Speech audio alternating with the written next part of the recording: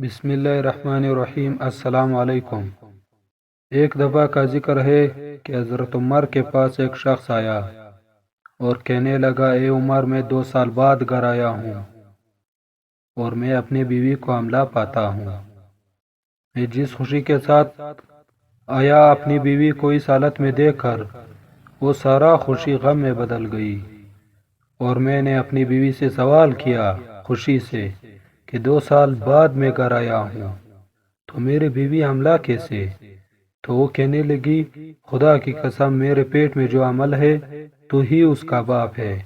اب مجھے بتائے کہ 2 سال بعد میں گھر آیا ہوں اور اسے چوا تک نہیں، لیکن وہ اس بچے کی نسبت بھی میری طرف کرتی ہے۔ اے عمر، اب میں کیا کروں؟ تو حضرت عمر نے ارادہ کیا اس عورت کو رجم کرنے کی اور حکم دیا کہ اس عورت کو رجم کیا جائے۔ پاس میں صحابی معاذ بن جبل بیٹھے ہوئے تھے اور کہنے لگے کہ اے عمر، میں آپ کے فیصلے کو چیلنج کرتا ہوں، میں یہ فیصلہ نہیں مانتا، آپ اپنی اصلاح کیجئے۔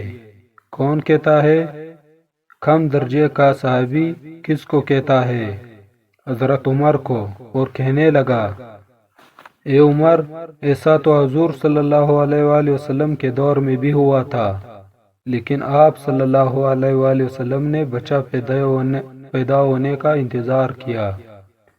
اگر آپ کا فیصلہ اس عورت کو رجم کرنے کا ہے تو کر دیجئے، دے دو اس عورت کو سزا، لیکن اس میں اس بچے کا کیا قصور ہے؟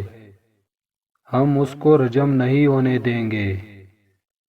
اب حضرت عمر رک گئے اور حکم دیا کہ بچہ پیدا ہونے کا انتظار کیا جائے۔ کچھ عرصے بعد جب بچہ پیدا ہوا تو وہ اتنا بڑا تھا کہ اس کے دانت نکل آئے تھے۔ جب اس شخص نے بچے کو دیکھا تو کہنے لگا کہ مجھے اللہ کی قسم، مجھے کعبہ کی رب کی قسم، یہ تو میرا ہی جیسا ہے اور یہ میرا ہی بچہ ہے۔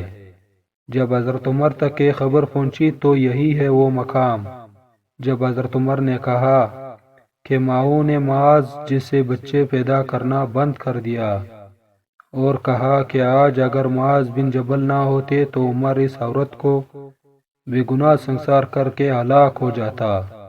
اب ایسا نہیں ہے کہ معاذ بن جبل بڑے عالم تھے، سب کو پتا ہے کہ عمر بڑے عالم تھے، لیکن اس کے پاس دلائل تھے۔ یہ دلائل ایسی طاقت ہوتی ہے کہ جس کے پاس ہو وہ کبھی رسوا نہیں ہوں گے۔ تو چلیے دوستو، اسی طرح دلچسپ واقعات کو سننے کے لیے میرے چینل کو سبسکرائب کریں اور ساتھ میں بیل آئیکن کو ضرور دبائیں۔ پھر ملتے ہیں اگلی ویڈیو میں، تب تک کے لیے خدا حافظ۔